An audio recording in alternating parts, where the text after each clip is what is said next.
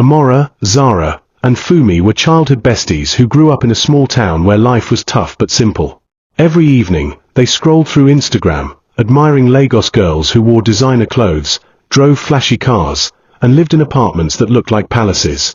They dreamed of becoming one of them, Lagos baddies, the kind of women who commanded respect online and offline. Their hearts burned with desire, and they swore to themselves that they would never remain ordinary village girls. Each time they saw influencers flaunting Dubai trips, their envy grew stronger, and their plans became clearer. The girls felt caged in their little world. Amora worked as a receptionist in a small pharmacy, Zara was a salesgirl at a boutique, and Fumi sold phone accessories by the roadside. None of them earned enough to buy even the smallest luxury they desired. Yet they believed they deserved more: champagne at the club, wigs that cost more than rent, and handbags that screamed status. Whenever they gathered at night, they would talk about the men who sponsored those Lagos girls, imagining themselves in their shoes. Little by little, their innocent dreams became desperate hunger. Amora was the boldest of the three. She often told Zara and Fumi, "Nobody remembers good girls. Lagos only respects baddies. If we want that life, we must go and take it." Her words stuck in their hearts, planting seeds of ambition mixed with greed. They didn't realize they were walking into a trap, blinded by lights and glitter. For them, Lagos was the promised land, a city where beauty opened doors and men paid the bills. They were ready to leave everything behind and chase that fantasy. The girls finally left their small town with little savings and a big dream. They rented a tiny self-contained apartment in Lekki, pretending they were big girls living large. The house was modest, but with ring lights, filters, and the right angles, they made it look like paradise online. Every corner of the room became a photo shoot background, and their followers started believing they were really living the high life. Amora taught the others how to pose with empty wine bottles to look like they had parties every night. Zara borrowed wigs from friends and tagged hair vendors as though she bought them. Fumi would sit in Uber rides and take videos, pretending the car was hers. To the outside world, they were upcoming Lagos queens, but in reality, they sometimes ate noodles twice a day just to survive. They didn't care about the hunger, as long as their phones stayed charged for Instagram updates. Within a few weeks, their pages began to grow. Men started sliding into their DMs, complimenting their beauty and soft life. The girls were excited, feeling that their big break was finally close. Amora reminded them, "Fake it till you make it. Nobody will know the difference." For now, their lies looked beautiful, but Lagos had a way of testing every dream with reality. Soon their followers doubled, then tripled. They started getting attention from vendors who wanted to use their photos to promote wigs, clothes, and makeup. The little fame made them feel powerful, but it also increased the pressure to keep up appearances. Every day became a battle to look richer than they were. Zara, especially, was obsessed with perfect pictures, spending hours editing one post until it looked flawless. Amora was the most daring. She would borrow shoes from strangers, dress up, and walk into luxury restaurants just to take one picture. She convinced Zara and Fumi to do the same. "Nobody will ask if you're a customer, just act confident," she said. Slowly, they built a portfolio of fake luxury, but behind closed doors, they couldn't even afford to pay NEPA bills. Still, they kept pushing, hoping one rich man would notice them. Fumi, the quiet one, began to feel uncomfortable with the lies, but she didn't want to look weak. She followed along, laughing with the others when their neighbors gossiped about them being Run's girls. The truth didn't matter, only the image did. To the outside world, they were shining, but beneath the glitter, their lives were held together by borrowed wigs, fake smiles, and empty purses. Their big break came one Friday night when they attended a party in Victoria Island. The club was full of flashy cars, wealthy men, and women dressed in glittering gowns.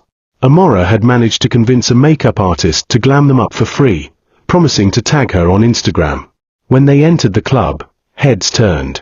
For the first time, they felt like they truly belonged among Lagos elites. 3 men approached them that night, older and obviously wealthy. They ordered bottles of champagne, bought them food, and whispered promises of gifts. The girls were thrilled. This was exactly what they had been waiting for. Amora charmed her man effortlessly, Zara laughed her way into another man's heart, and Fumi, though shy, allowed herself to be carried along. By the time the night ended, each of them had exchanged numbers with men who could sponsor their soft life. The next day, expensive gifts started arriving: wigs, perfumes, and wads of cash in envelopes. Amora received a designer handbag, Zara got a brand new iPhone, and Fumi was sent 300,000 Nigerian nairas to spoil herself. They were overjoyed, convinced they had finally cracked the Lagos code. What they didn't realize was that every gift came with a hidden price, one they were not ready to pay. The following weeks were filled with excitement as the girls flaunted their new lifestyle online. Amora posted pictures with her designer handbag, making sure the logo was visible. Zara showed off her iPhone, tagging it with captions about hard work pays, though she hadn't worked a day for it. Fumi, encouraged by the money she got, bought herself clothes and shoes that made her look like a star. Their neighbors whispered more, but the girls didn't care. Envy was part of success in their eyes. Soon, they became addicted to designer labels. Amora dragged the others to boutiques in Lekki Phase 1 where clothes were sold for hundreds of thousands. They couldn't always afford them, but they learned to take pictures in the changing rooms and pretend they owned them. "Nobody will ask if you bought it or not," Amora said. Zara agreed, but Fumi felt a sting of shame each time. Still, she posed for the camera, her smile hiding her discomfort. Their rooms became filled with both real and fake designers. Some of the wigs and shoes were imitations, but with filters, nobody could tell. Instagram followers gushed in their comments, "Goals! Soft life queens! I love your drip!" The praise fueled their hunger for more. What started as a small lie was now a full-blown lifestyle. They were determined never to return to their humble beginnings, no matter the cost. Every weekend, the girls were at one high-end club or another. Quillox, Cabana, DNA. Wherever the lights were brightest and the music loudest, they were there. Their men sponsors made sure champagne flowed, and the girls made sure they were seen. It was no longer about fun, it was about maintaining an image. If they didn't show up, people would think they were irrelevant. In Lagos, irrelevance was the death of a baddie. Amora loved the attention, dancing in her tight dresses while recording Snapchats. Zara made sure her makeup never smudged as she smiled into cameras, updating her followers in real time.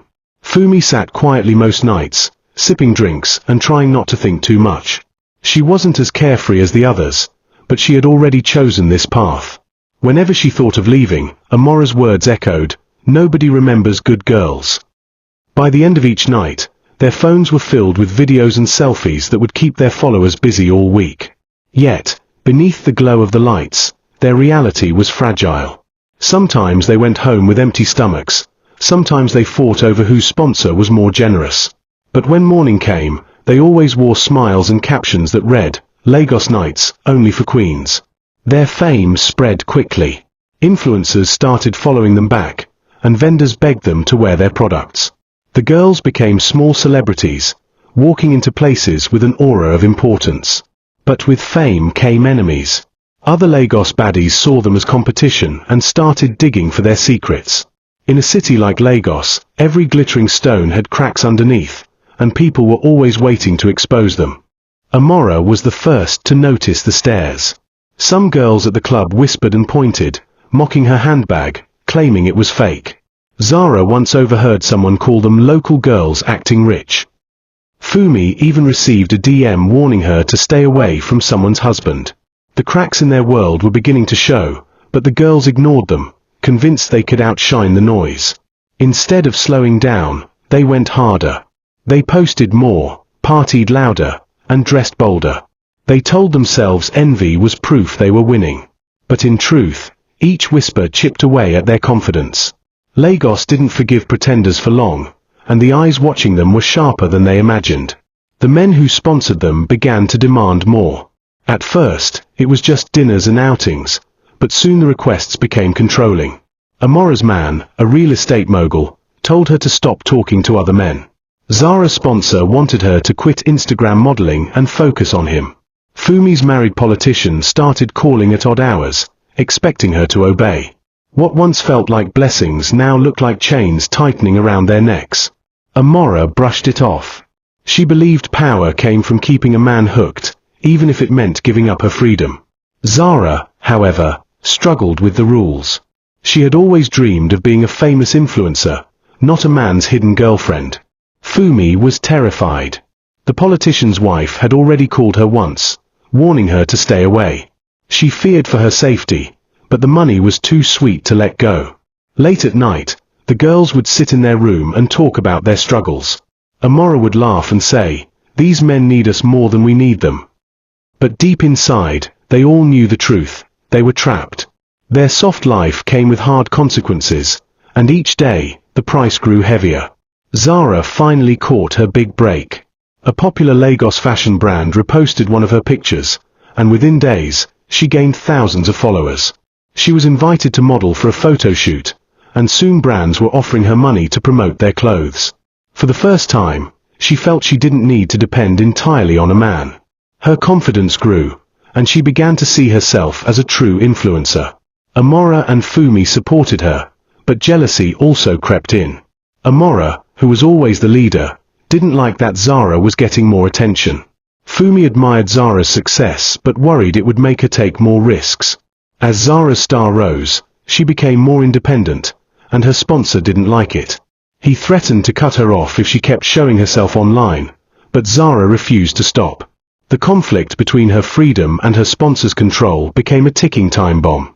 For now, Zara basked in her new fame, but she didn't know her actions were putting her in greater danger.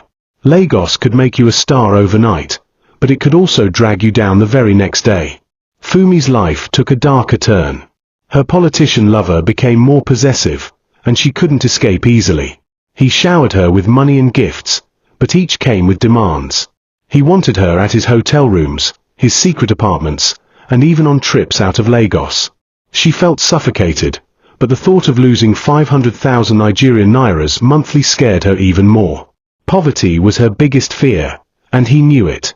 One evening, she received a threatening call from his wife. The woman's voice was sharp, filled with venom. "Stay away from my husband or I will destroy you," she warned. Fumi trembled as she hung up, her hands shaking. She told Amora and Zara about it, but Amora laughed, saying, "That's normal. Wives always bark but can't bite." Zara, however, told her to be careful. Not all wives barked, some attacked without warning. Fumi couldn't sleep that night. Every car horn outside made her jump. Every phone call from her lover felt like a trap. She knew she was in dangerous waters, but she had already gone too deep. The money was sweet, but the risk was deadly. Fumi was slowly learning that Lagos baddie life was not just glitter, it was also a game of survival. Amora's sponsor began flying her out of the country. First it was Ghana, then Dubai, and soon she was posing in five-star hotels with champagne glasses. Her Instagram page became a catalogue of luxury, beaches, yachts, designer clothes. Followers envied her, flooding her comments with admiration. To everyone watching, she had arrived. But behind the perfect pictures, Amora was constantly under pressure to please the man funding it all. The trips were never truly free. Amora's sponsor expected loyalty, obedience, and complete availability. He would get angry if she didn't pick his calls or if she posted a picture without his approval. She played along, telling herself it was worth it. Yet, every time she returned to Lagos, she felt emptier. The glitter of the foreign cities couldn't cover the fact that she had no freedom of her own. Zara and Fumi noticed the change in her. Amora became more boastful, often mocking them for not leveling up like her. "You girls are still local," she teased. But deep inside, she envied Zara's growing fame and even pitied Fumi's struggles.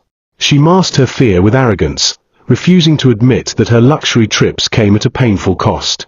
As their lives advanced in different directions, the bond between the three began to weaken. Zara's influencer career was blossoming, Amora flaunted her trips, while Fumi grew quieter under her heavier fare.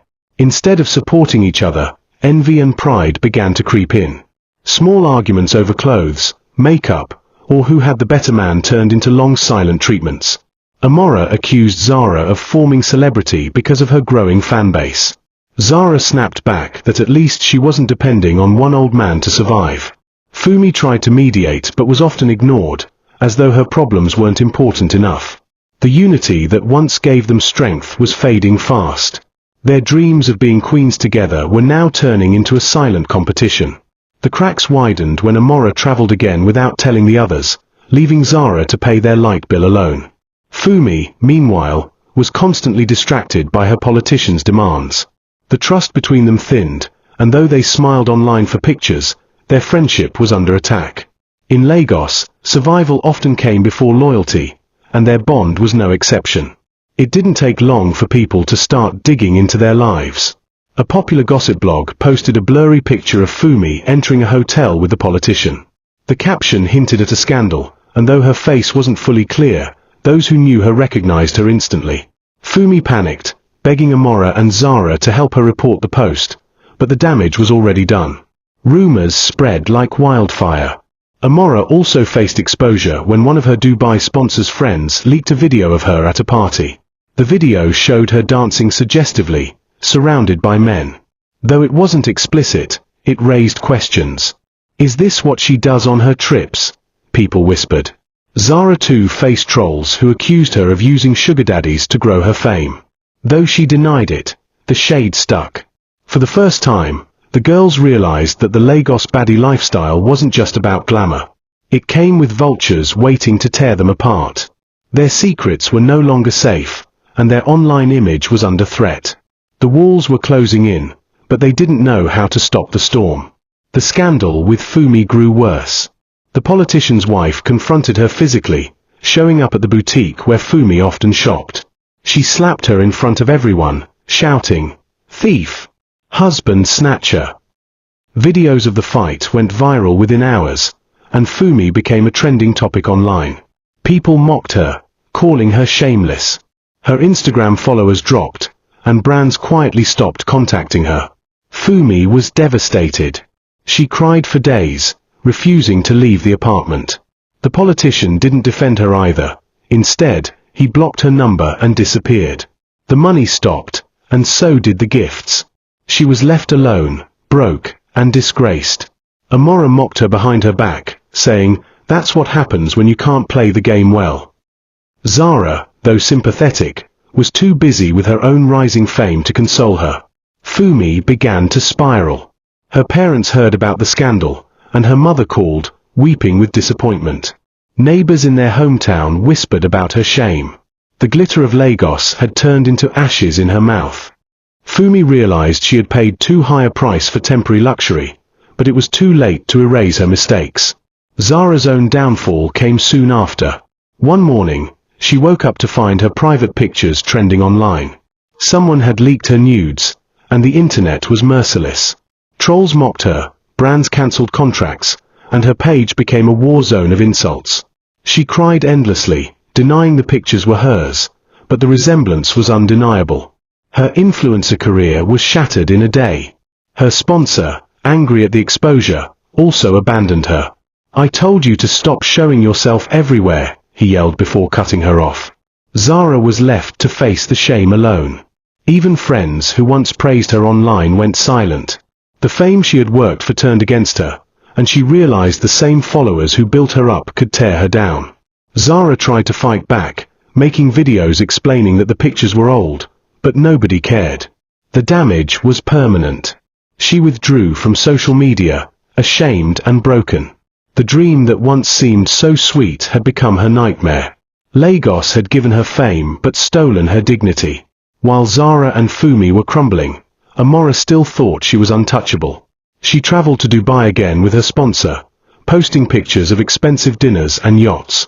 But this time, things went differently. One morning, she woke up in the hotel to find the man gone, along with her passport, money, and phone. He had abandoned her in a foreign land without a way home. Amora was shocked. She tried calling his number using the hotel phone, but it was switched off. Days passed, and she was stranded, begging strangers for help. She had no one to turn to, no backup plan. The same man who once spoiled her had left her as though she meant nothing. For the first time, she saw the cruelty behind the soft life she craved. Eventually, with the help of a Nigerian in Dubai, she managed to return to Lagos. But she came back humiliated and angry. Her arrogance was gone, replaced with bitterness. She didn't tell Zara and Fumi the full story, but deep inside, she knew she had been used and dumped. The queen of luxury trips had finally tasted betrayal. As if things weren't bad enough, new trouble arrived. One evening, police officers stormed their apartment. They were accused of fraud and being part of a runs ring. Apparently, one of Amora's former sponsors had been under investigation, and their names came up. The girls panicked as they were taken to the station, humiliated in front of neighbors who watched eagerly.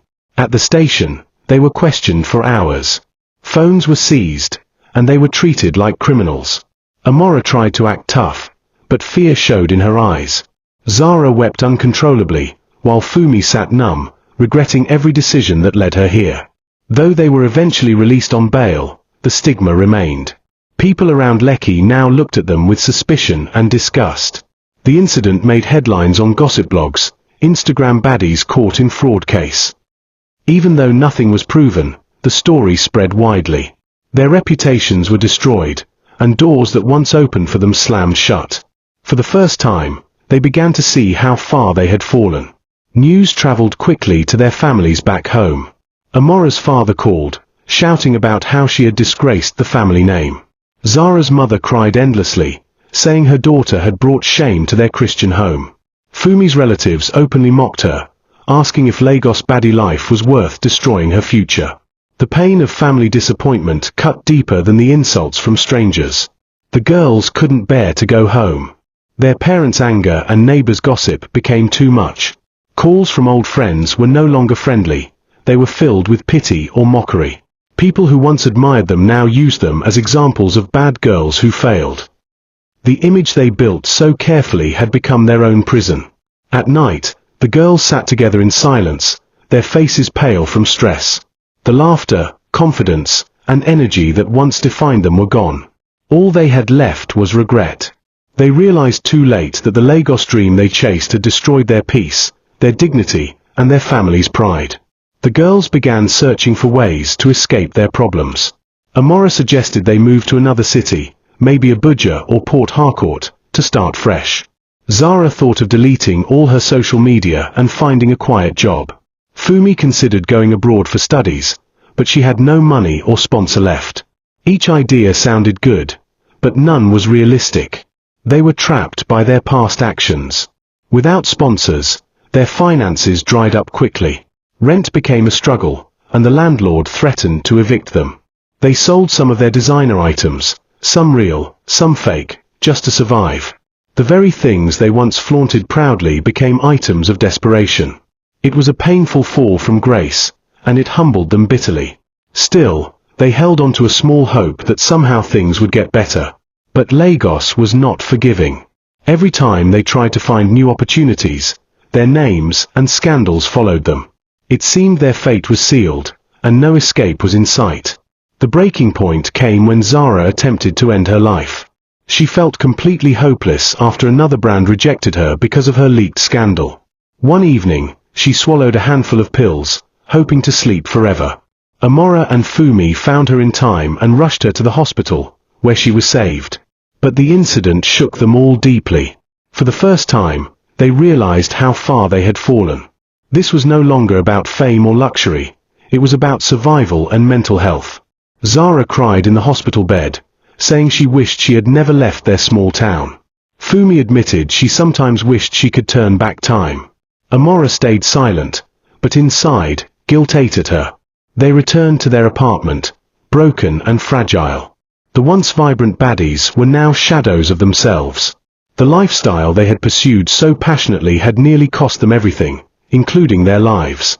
The girls slowly began to reflect on their choices. They realized they had been chasing illusions, living lies to impress people who didn't truly care.